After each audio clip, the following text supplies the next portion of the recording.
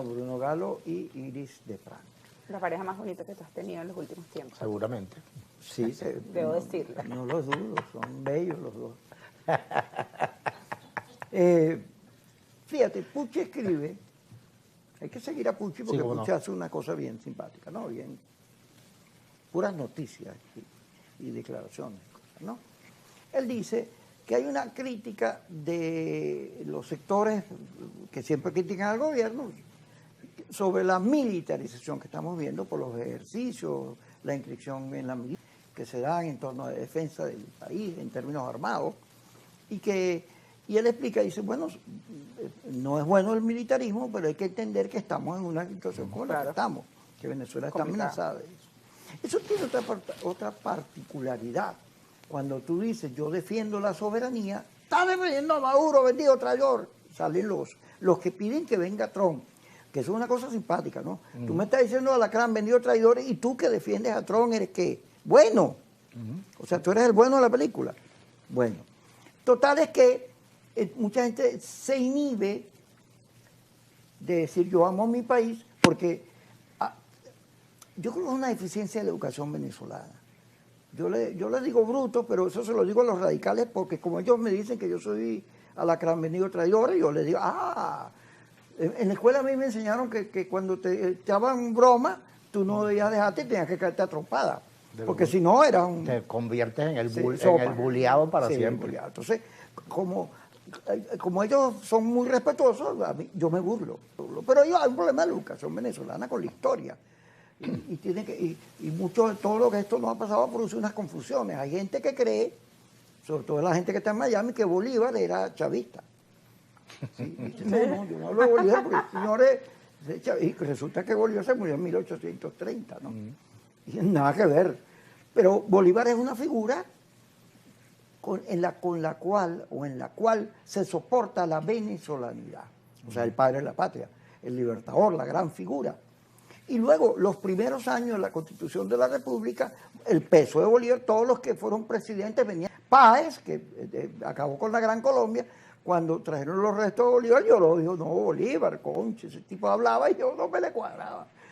Y lo mismo decía Santander, que la gente cuando... Entonces Bolívar, bueno, Gómez era bolivariano, Guzmán Blanco era bolivariano, Cipriano Castro era bolivariano, López Contreras era Medina, Pérez Jiménez, Rómulo Betancourt, Caldera, hasta, dice Pucci también, que apareció esta cosa que también apareció en la gente que estaba de acuerdo con el rey, la hermana de Bolívar. Sí, cómo no. Boves, que había venezolanos, que aunque Boves era de origen español, Boves era taita, era pueblo. Entonces Bolívar tiró el dedo para poner orden en la sala, ¿no? Duro eso. Entonces se utiliza las diferencias locales para, frente al tema de invasión, o frente a los españoles, frente a lo que pasó en las Malvinas, frente a todo los casos, hay sectores que utilizan lo local, los conflictos locales, para argumentar a favor de un país distinto al tuyo. Todo eso es una gran melcocha porque hay gente que dice que lo que está pasando lo provocó Maduro. Yo digo, caramba, yo creo que lo de las lanchas y todo eso es Trump. Yo creo que no lo está provocando nadie. Bueno, arranca. Yo creo que eso es una acción unilateral, es decir, mira, Estados Unidos no se está entendiendo en este momento con nadie en Venezuela. Aunque María Corina Machado quiera hacer ver que es la interlocutora oficial con los Estados Unidos, pues ella sabe que no es la interlocutora oficial con los Estados Unidos. Estados Unidos está tomando, Trump y Marco Rubio están tomando sus decisiones en base a sus intereses particulares, a sus intereses internos, como le decía Bruno, a su agenda interna, económica, y social y política, además.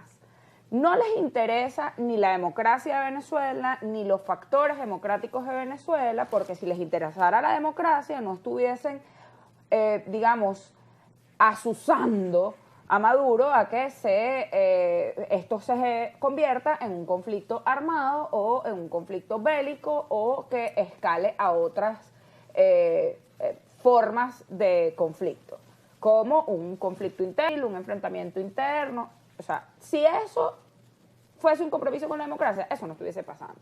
Yo creo efectivamente que, como tú dices, Kiko, hay quienes aprovechan las diferencias internas para no reconocer lo que tienen que reconocer, y es que una invasión a Venezuela le hace daño a todo el mundo, no le hace daño nada más a Maduro. El impacto de una invasión o el impacto de Venezuela y Estados Unidos sería algo que afectaría principalmente a quienes no son políticos, principalmente a quienes no son militares y principalmente a quienes no están en el poder. A las personas que no tienen escoltas, que no tienen camionetas blindadas, que viven en los barrios, a esas personas son las que principalmente afectaría una acción bélica o una invasión extranjera en Venezuela. Y por supuesto, el no ver eso o el no desarrollarlo o el no oponerse a eso los hace para mí cómplices de esa situación. Los hace cómplices de Estados Unidos y los hace cómplices de cualquier agravio que pueda ocurrir en contra de los venezolanos. Sí, fíjate, yo lo primero que diría es, frente a tu exposición, Kiko, hay que ser muy tonto para pensar que defender la soberanía es defender a Maduro. Defender la soberanía es defender el derecho de los venezolanos a vivir en paz y a darnos nuestro propio gobierno. Defender la soberanía significa defender una manera de entender la política, incluso que en algunos casos entra en contradicción con el propio gobierno. Entonces, de tal manera que defender la soberanía es una cosa y defender a Maduro es otra. La segunda cosa que me parece muy importante es que tú no puedes renunciar a los principios en una circunstancia y exigirlos en otra. Si tú crees que al gobierno de Maduro hay que pedirle debido proceso, hay que pedirle respeto a las estructuras legales, hay que pedirle respeto a la institucionalidad, entonces tú no te puedes cuadrar con Trump y decir, está bien bueno que vuelen una lancha que va recorriendo el Caribe. No vale, eso no está bien. Eso es un asesinato, eso es una ejecución extrajudicial, eso es aplicar la pena de muerte contra un delito que no tiene pena de muerte.